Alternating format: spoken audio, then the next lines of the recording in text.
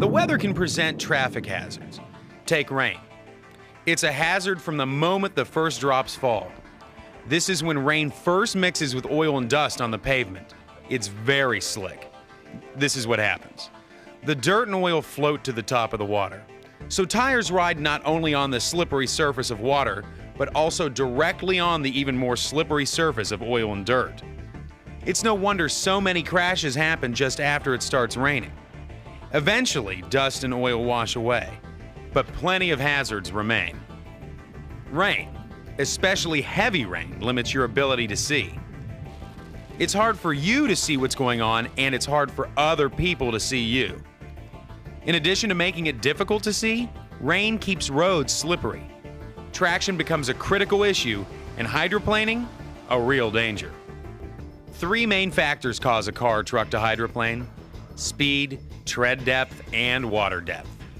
The faster your car or truck goes, the more traction you lose on a wet surface.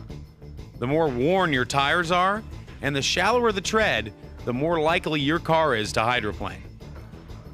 Even a thin layer of water can cause your car to lose traction.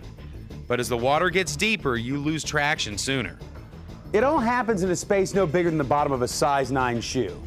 Now picture this. It's a smooth roadway. There's moderate rain, and you're traveling at 60 miles per hour.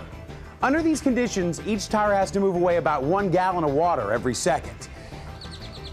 All in a space no bigger than this shoe. Each gripping element of the tread is on the ground even less time, 1/50th of a second.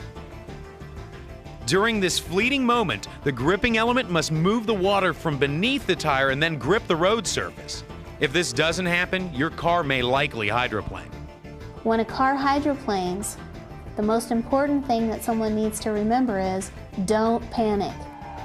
First, do not brake or accelerate suddenly. Since hydroplaning is a loss of traction to the front tires, sudden braking on a front or rear wheel drive slows the front tires but locks the rear tires. This can cause a spin out. Also, sudden acceleration on a front or rear wheel drive may take the vehicle straight ahead. This could be dangerous if the vehicle is pointed toward the edge of the roadway.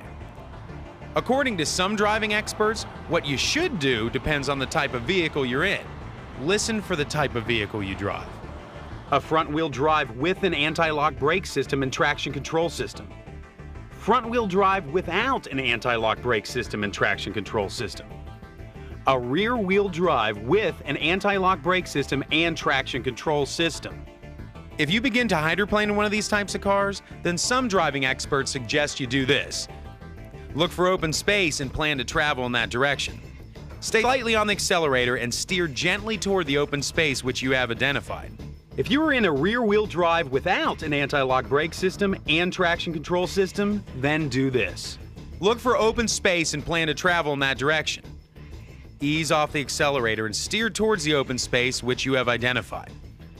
Traction control systems, by the way, have been installed in vehicles for a number of years now, but everyone may not be familiar with it.